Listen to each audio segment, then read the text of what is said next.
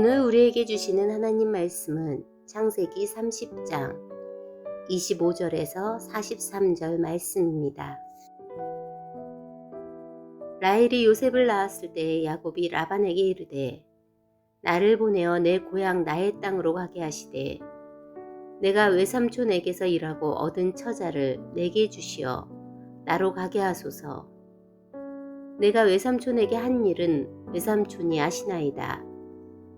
라반이 그에게 이르되 여호와께서 너로 말미암아 내게 복 주신 줄을 내가 깨달았노니 내가 나를 사랑스럽게 여기거든 그대로 있으라. 또 이르되 내 품삯을 정하라. 내가 그것을 주리라. 야곱이 그에게 이르되 내가 어떻게 외삼촌을 섬겼는지 어떻게 외삼촌의 가축을 쳤는지 외삼촌이 아시나이다. 내가 오기 전에는 외삼촌의 소유가 적더니 번성하여 때를 이루었으니 내 발이 이르는 곳마다 여호와께서 외삼촌에게 복을 주셨나이다. 그러나 나는 언제나 내 집을 세우리이까. 라반이 이르되 내가 무엇으로 내게 주랴. 야곱이 이르되 외삼촌께서 내게 아무것도 주시지 않아도 나를 위하여 이 일을 행하시면 내가 다시 외삼촌의 양떼를 먹이고 지키리이다. 오늘 내가 외삼촌의 양떼에 두루다니며 그 양 중에 아롱진 것과 점 있는 것과 검은 것을 가려내며 또 염소 중에 점 있는 것과 아롱진 것을 가려내리니 이 같은 것이 내 품삯이 되리이다. 후일에 외삼촌께서 오셔서 내 품삯을 조사하실 때에 나의 의가 내 대답이 되리이다. 내게 혹시 염소 중 아롱지지 아니한 것이나 점이 없는 것이나 양 중에 검지 아니한 것이 있거든 다 도둑질한 것으로 인정하소서. 라반이 이르되 내가 내 말대로 하리라 하고 그날에 그가 순 염소 중 얼룩무늬 있는 것과 점 있는 것을 가리고 암 염소 중 흰 바탕에 아론진 것과 점 있는 것을 가리고 양 중의 검은 것들을 가려 자기 아들들의 손에 맡기고 자기와 야곱의 사이를 사흘 길이 뜨게 하였고 야곱은 라반의 남은 양떼를 치니라. 야곱이 버드나무와 살구나무와 신풍나무의 푸른 가지를 가져다가 그것들의 껍질을 벗겨 흰 무늬를 내고 그 껍질 벗긴 가지를 양떼가 와서 먹는 개천의 물 구유에 세워 양떼를 향하게 하매 그 떼가 물을 먹으러 올 때에 새끼를 베니 가지 앞에서 새끼를 뱀으로 얼룩얼룩한 것과 점이 있고 아롱진 것을 낳은지라.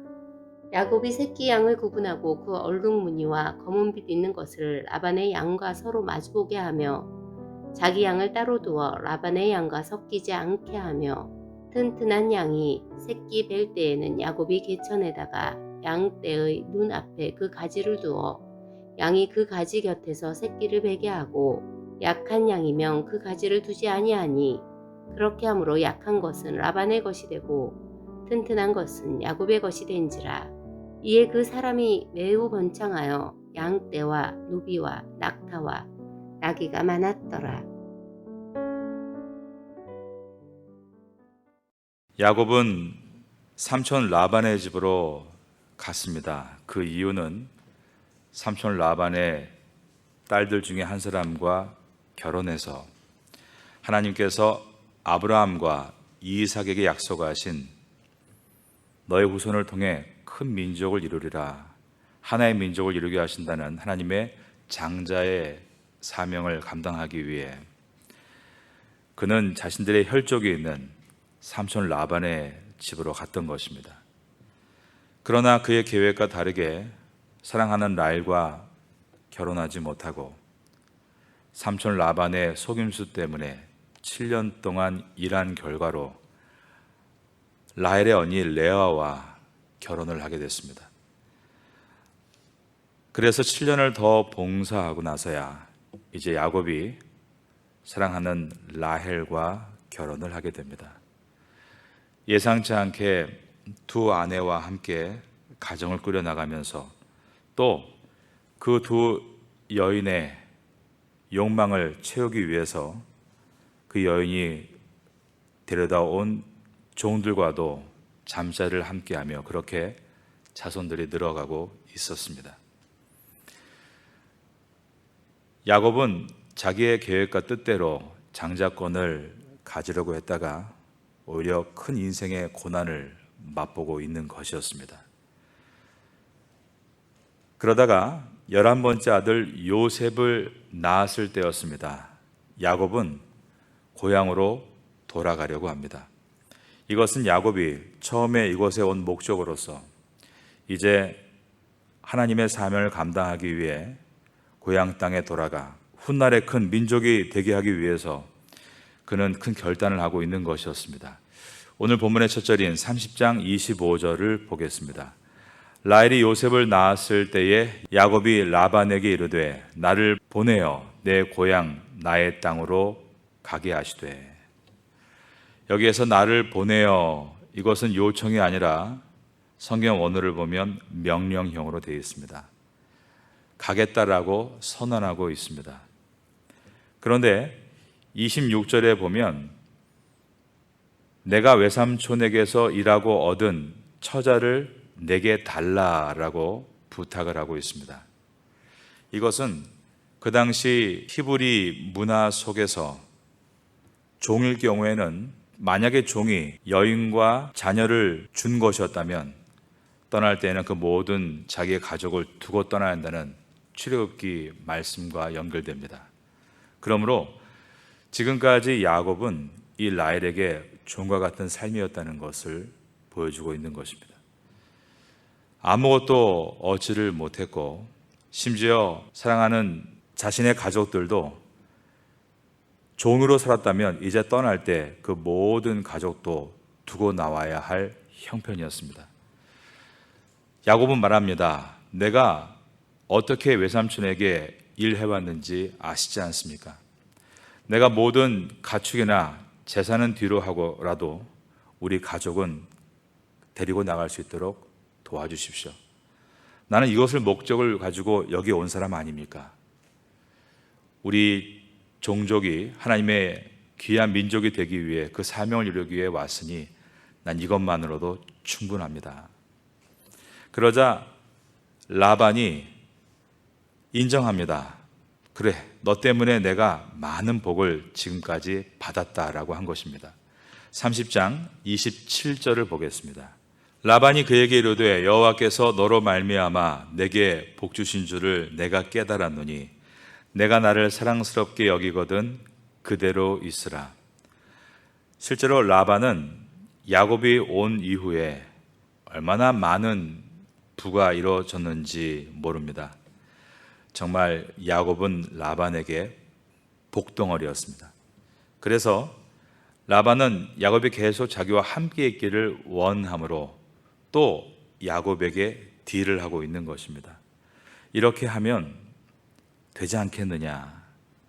그리고 품삯을 정하라. 28절에 또다시 얘기합니다. 또 이르되 내 품삯을 정하라. 내가 그것을 주리라. 야곱은 라반에게 여러 차례 속았습니다. 7년의 모든 품삯을 바쳐서 아내를 얻는 일을 2번이나 하였고 지금까지 또 수없는 시간들을 보내면서도 여전히 모든 것을 착취해가는 라반의 밑에서 그렇게 일을 해야 했던 것입니다. 29절입니다. 야곱이 그에게 이르되 내가 어떻게 외삼촌을 섬겼는지 어떻게 외삼촌의 가축을 쳤는지 외삼촌이 아시나이다.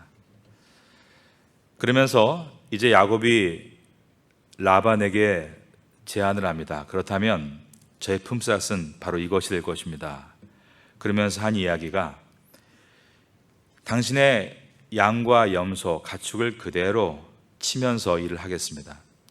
근데 이제부터 앞으로 거기서 흰색도 아닌 검은색도 아닌 중간에 얼룩이 있거나 아롱진 것들이 나게 된다면 그때부터 그것들은 저의 소유가 되도록 인정해 주십시오 라고 말한 것입니다. 그러자 외삼촌이 그것을 좋게 여겼다라는 것입니다. 야곱의 제안에 라반은 그래, 그럼 내 말대로 하라라고 했습니다. 그리고 나서 이 라반이 얼마나 머리가 좋고 똑똑한 사람입니까? 또 가만히 있지 않죠. 그래서 모든 자기 가축을 전수조사합니다. 그리고 야곱에게는 절대로 아롱진 것이 없는 가축들만 야곱에게 맡기고, 그리고 그러한 아롱진 것이 조금이라도 있는 가축들은 자기 아들들에게 맡깁니다. 그리고 나서 이제 자기와 자기 아들들의 이 양떼들을 사흘길 정도 떨어뜨려 놓습니다. 그러니까 절대로 야곱이 아롱진 것들을 얻을 가능성을 없도록 만들어 놓은 것입니다. 그날에 그가 숫염소 중 얼룩무늬 있는 것과 점 있는 것을 가리고 암염소 중 흰 바탕에 아롱진 것과 점 있는 것을 가리고 양 중에 검은 것들을 가려 자기 아들들의 손에 맡기고 자기와 야곱의 사이를 사흘 길이 뜨게 하였고 야곱은 라반의 남은 양떼를 치니라. 이처럼 라반은 야곱이 아무리 수고해도 절대 결과를 얻지 못하도록 만반의 준비를 해놓은 것입니다. 이제 라반은 또 마음으로 생각했을 것입니다. 내가 또 야곱을 내 마음대로 할 수 있겠구나. 저가 어롱진 것을 거의 얻을 수가 없으니 이제 계속 또 내 밑에서 공짜로 일을 하겠구나. 그런데 여러분, 하나님께서 이러한 라반을 가만두시겠습니까? 그리고 야곱이 모든 것을 다 포기하고라도 하나님의 사명을 이루기 위해 어려운 팔레스틴으로 돌아가는 것을 하나님께서 또 그냥 놔두시겠습니까? 라반에겐 하나님의 징계가 있을 것이고 야곱에겐 하나님의 축복이 있을 것입니다. 여러분의 인생 가운데도 회복되는 야곱과 같이 믿음을 붙들고 살아가실 때 하나님께서 오늘 이 야곱에게 주시는 축복과 같은 축복이 임할 수 있게 되기를 예수님의 이름으로 축원합니다. 야곱이 얻은 축복이 무엇입니까? 그것은 불가능했지만 결국 하나님께서 역사하셔서 야곱이 가져가야 될 자산을 얻게 하셨다는 것입니다. 37절입니다. 야곱이 버드나무와 살구나무와 신풍나무의 푸른 가지를 가져다가 그것들의 껍질을 벗겨 흰 무늬를 내고, 자 여러분들, 나무가 있는데요, 이 나무를 이렇게 듬성듬성 벗겨내면 얼룩이 되겠죠. 그 얼룩 무늬를 한 나무를 이제 양떼가 물을 먹을 때 그 앞에 두었다라는 것입니다. 38절입니다.